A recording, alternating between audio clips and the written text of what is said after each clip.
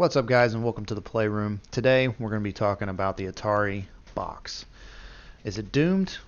Well, maybe, maybe not.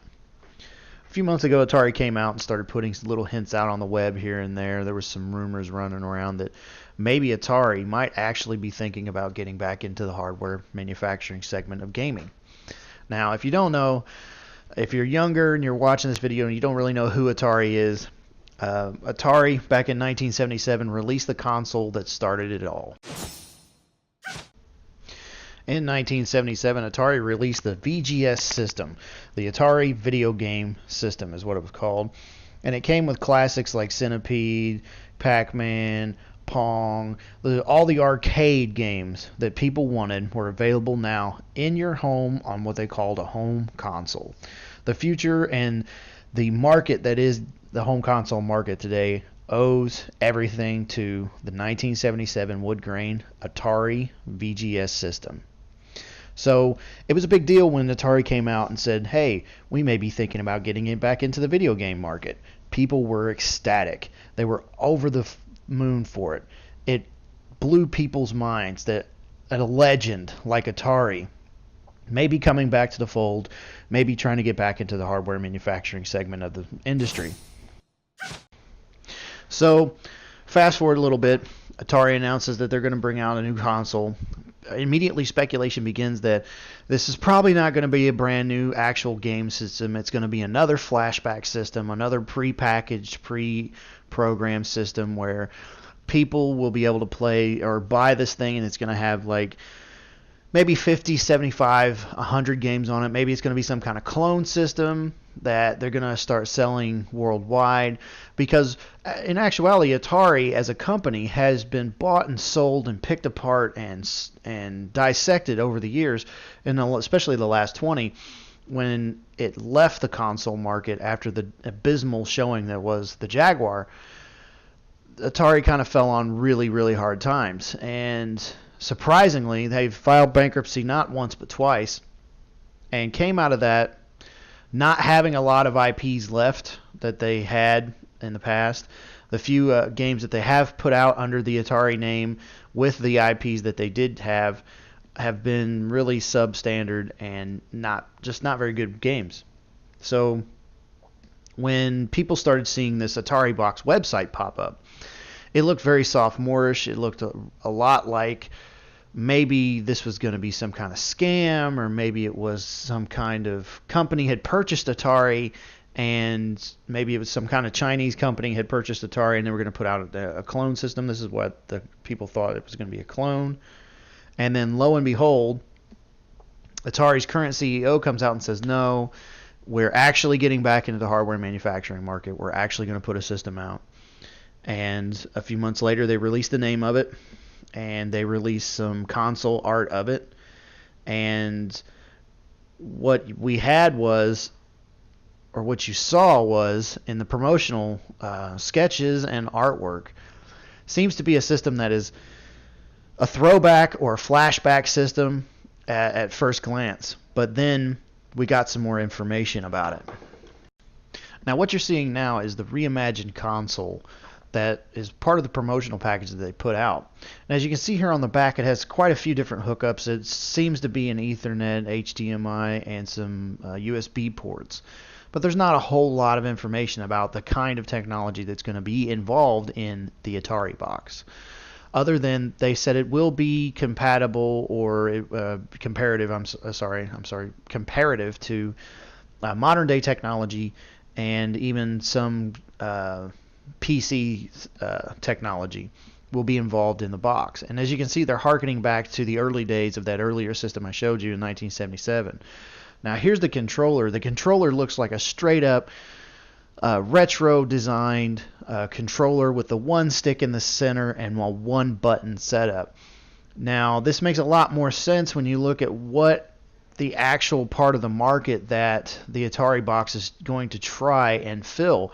And even though the controller looks really stylish, really cool, it kept a lot of the hallmark designs from the original controller setup and those type of things.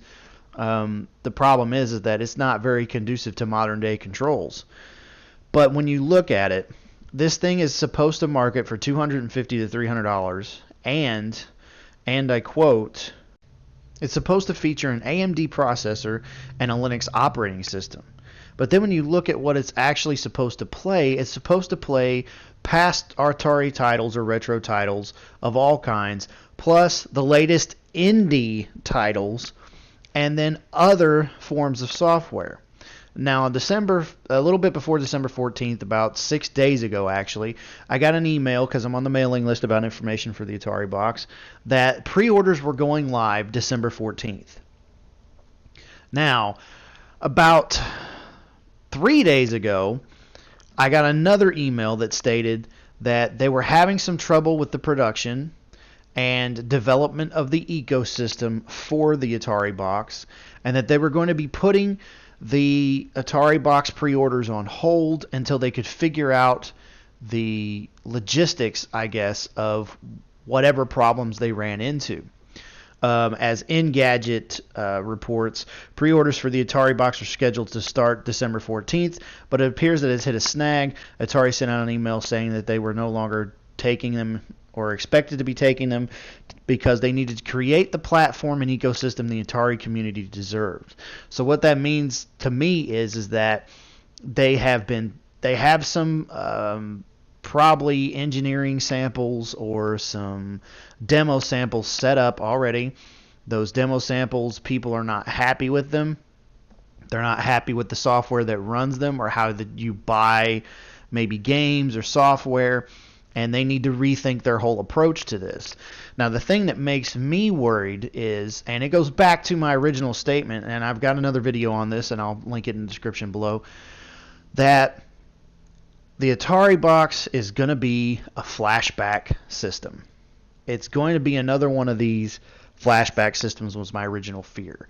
But what it sounds like it's going to end up actually being is just another Android ran game system like Ouya or some of these other ones that came out after Ouya that never really took off. They never really found a segment of the market that they appealed to.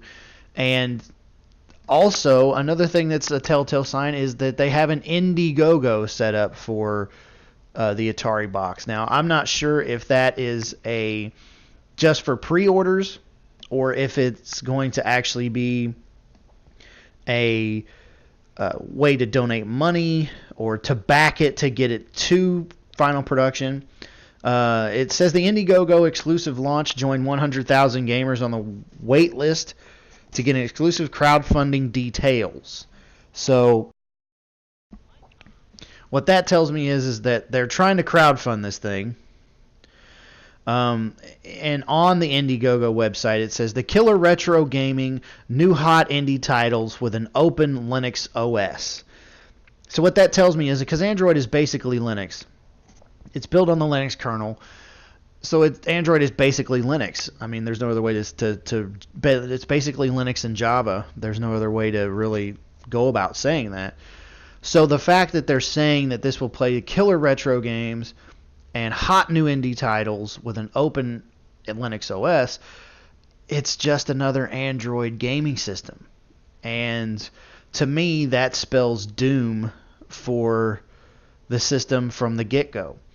It sounds like it's going to be another Kickstarter Indiegogo darling that hits its goal. They're produced. People pick them up and to because it's the hot new thing, and then it's just going to fade into obscurity. I mean, everybody, like I mentioned earlier, one of the big things about 5 years ago was Android-based gaming consoles that were going to be cheap, that would play all the mobile, well, I call them mobile titles, but they call them indie titles now. It was going to be the home for indie titles. It was going to be the home for new retro style games. It was going to be the wave of the future, and the Ouya fell flat on its face. It got backed super strong on Kickstarter. It got to its goal. It met all of its obligations from the Kickstarter, and then it kind of sold a little bit, and then now you hear nothing about it. You mentioned Ouya, and people are like, what's that? And it didn't become the hot new thing that they thought it was going to be. Android-based game systems didn't become the hot new thing people thought they were going to be. So it seems to me that the Ataribox is aiming for the same kind of thing, albeit now we're 5 years removed from the failures of things like Ouya. But again, it's a piece of the gaming culture and segment, or a segment of the gaming industry that has already been tried and people didn't want it.